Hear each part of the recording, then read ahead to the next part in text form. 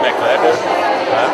E em agosto do ano passado, por indicação da minha namorada, eu fiz o curso de coaching com programação neurolinguística na Crescer Mais com a Rosilei, né?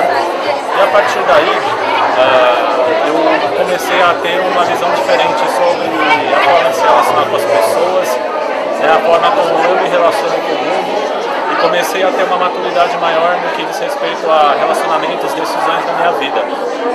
Eu inicialmente fiz o curso com a finalidade de melhorar os meus relacionamentos, né, de uma forma geral, principalmente com a minha namorada, com as pessoas à minha volta, mas aí eu percebi que tinha muito mais por trás, né, e realmente a nossa vida, ela é feita das nossas decisões. Essas nossas decisões têm que ser feitas para que a gente se sinta o mais confortável possível, né? A gente tem que fazer realmente aquilo que a gente acha que é melhor para nós. E a partir desse trabalho que eu fiz, né, no curso de coaching com programação neurolinguística, eu comecei a fazer sessões regulares de coaching, né, participar das constelações familiares, né, todas as sextas-feiras na Crescer Mais.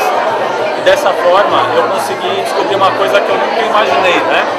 Eu sou farmacêutico de formação e por conta do coaching eu descobri, na verdade, que o meu propósito era um propósito diferente do ponto de vista profissional, né?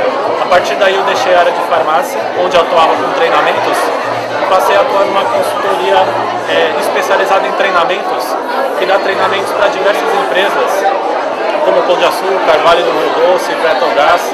Então eu descobri, né, o meu propósito, que é um propósito de ensinar, né, de multiplicar conhecimentos, não só na área de farmácia, como em diversas áreas. E eu estou muito feliz com essa descoberta, muito satisfeito, né, com o que eu descobri.